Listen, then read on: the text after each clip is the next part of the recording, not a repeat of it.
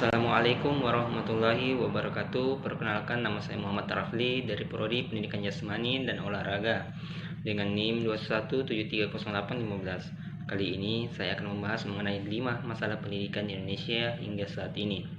Yang pertama, ketersediaan dana pendidikan yang terbatas. Ketika kita membahas masalah dana, bukan berarti kita hanya membahas seputar biaya pendidikan di lembaga formal maupun informal saja.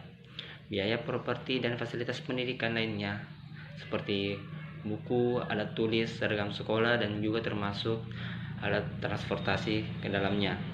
Tidak cuma itu saja, bagi kalangan yang mengalami ekonomi menengah ke bawah, mereka tentu akan lebih memilih sekedar memenuhi kebutuhan hidup sehari-hari yang semakin tinggi daripada harus meneruskan pendidikannya. Sebenarnya, pemerintah memang sudah membuat rencana pendidikan gratis dan program wajib belajar selama 12 tahun.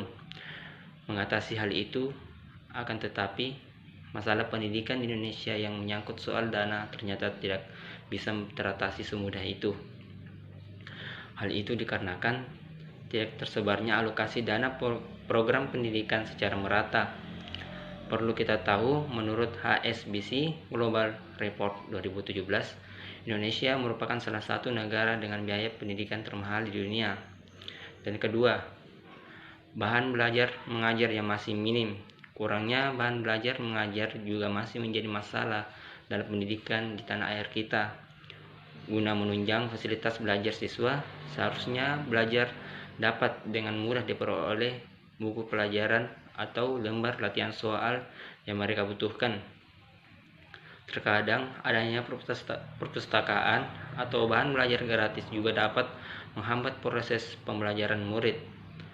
Bantuan seharusnya dialokasikan berupa perlengkapan belajar dan bahan belajar diberikan lebih banyak ke wilayah-wilayah yang minim bahan ajar.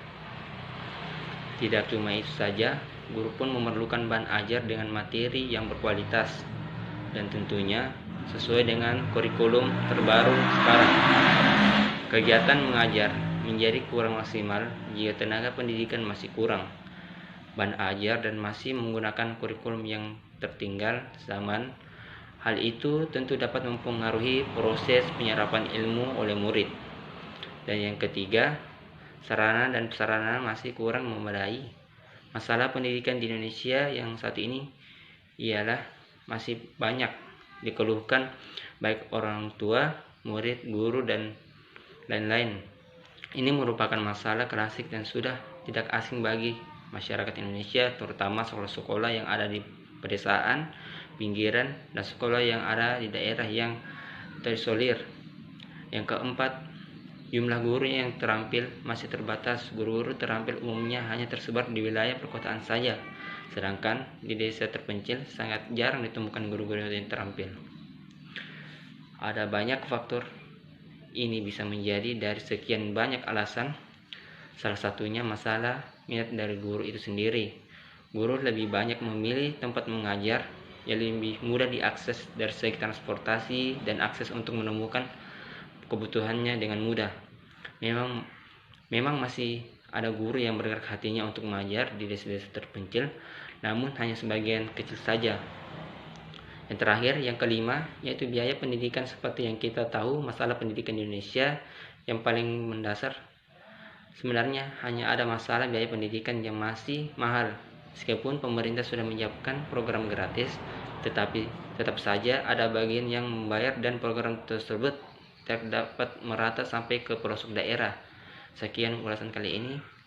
Saya undur diri. Wabillahi taufiq wal hidayah. Assalamualaikum warahmatullahi wabarakatuh.